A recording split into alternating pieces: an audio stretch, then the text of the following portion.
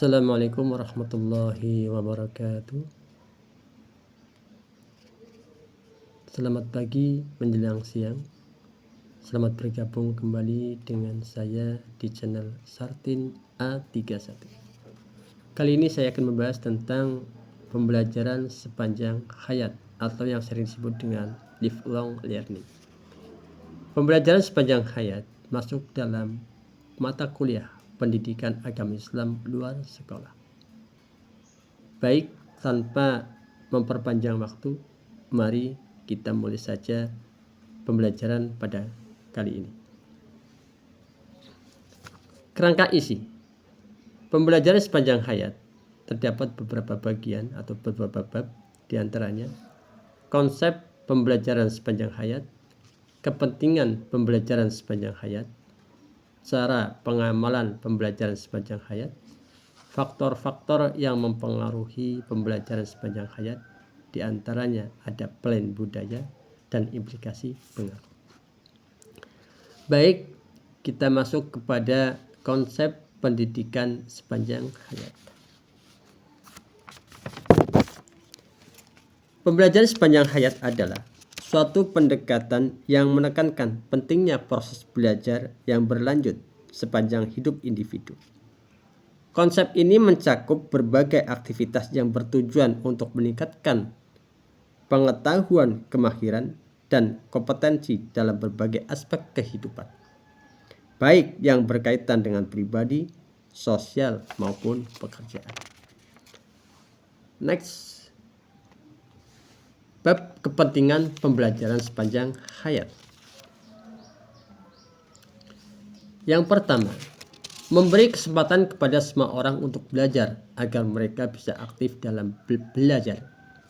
Yang kedua, Paul Lengran, seorang pegawai UNESCO, menyatakan bahwa pendidikan seharusnya tidak hanya berhenti ketika seseorang masih anak-anak atau remaja.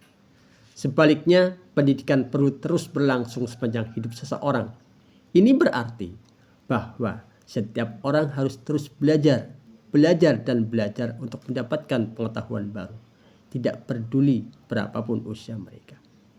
Ini sesuai dengan hadis Nabi yang berbunyi, Thalabul ilmi faridatun ala kulli muslimin wal muslimatin minal mahdi ilal lahdi. Menuntut ilmu itu hukumnya wajib bagi kaum muslim laki-laki dan kaum muslim perempuan, dari ayunan sampai ke liang lahat. Yang ketiga, untuk memastikan kemampuan yang ada dalam diri seseorang dapat berkembang dengan baik, kita perlu mengasah dan meningkatkan potensi tersebut. Ini penting agar individu, masyarakat, dengan negara dapat mencapai tingkat kecemerlangan yang diinginkan.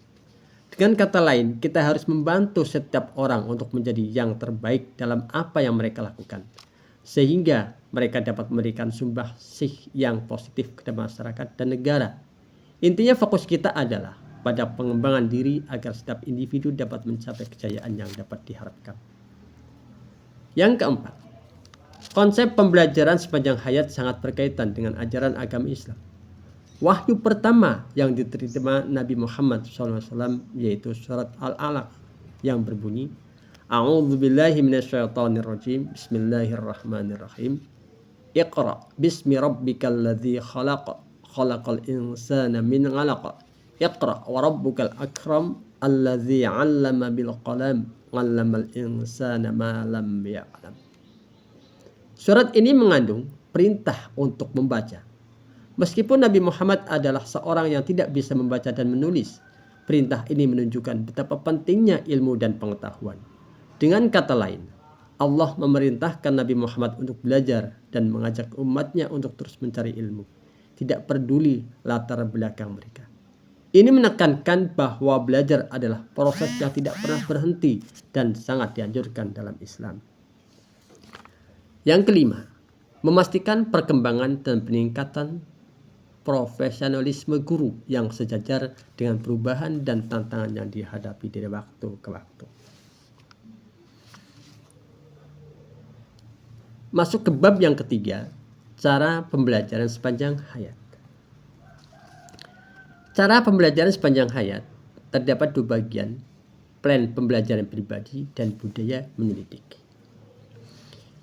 Plan pembangunan pribadi terdiri dari pendidikan dewasa, homeschooling, pendidikan lanjutan, pembelajaran maya, latihan dalam perkhidmatan, sahut sabaran semasa. Yang pertama, pendidikan dewasa. Pendidikan dewasa merujuk pada proses pembelajaran yang ditujukan untuk orang dewasa. Ini termasuk program pendidikan formal dan non-formal yang membantu individu dalam meningkatkan pengetahuan, keterampilan, dan kompetensi mereka dalam berbagai bidang, baik untuk tujuan karir maupun pengembangan pribadi. Yang kedua, homeschooling atau belajar di rumah. Homeschooling adalah metode pendidikan di mana anak-anak diajarkan di rumah oleh orang tua atau pengasuh, bukan di sekolah formal.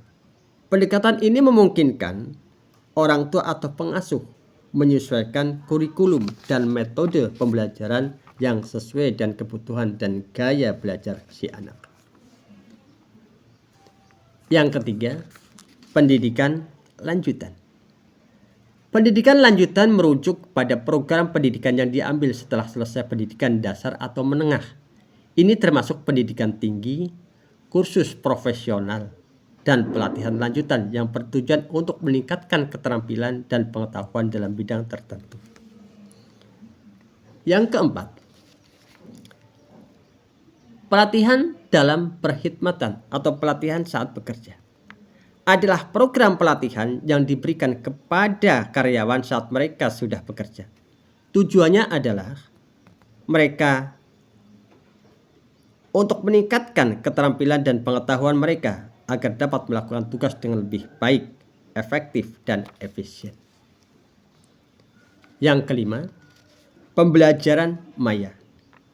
Pembelajaran maya atau pembelajaran massa atau learning on the job adalah proses di mana individu belajar keterampilan dan pengetahuan baru melalui pengalaman langsung di tempat kerja. Ini seringkali melibatkan pelatihan praktis dan bimbingan dari rekan kerja atau atasan. Yang keenam, menghadapi tantangan saat ini. Sahut sabaran massa berarti menghadapi dan mengatasi tantangan yang ada saat ini. Dalam konteks pendidikan, ini merujuk pada upaya untuk beradaptasi dengan perubahan dalam metode pengajaran, teknologi, dan kebutuhan siswa di era modern. Budaya menyelidik atau kebiasaan mencari tahu.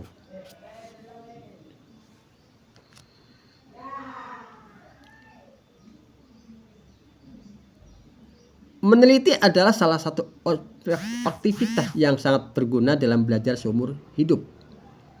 Yang pertama, dengan penelitian kita mulai berpikir. Yang kedua, merancang atau membuat rencana. Yang ketiga, melakukan tinjauan dengan membaca berbagai bahan terutama hasil yang didapatkan pada kajian lain.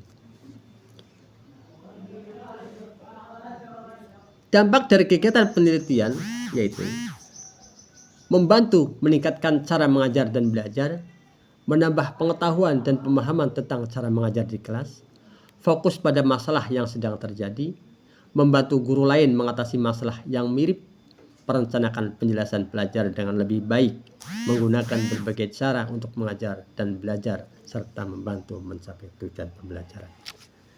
Baik teman-teman sekalian, demikianlah penjelasan materi pada kali ini.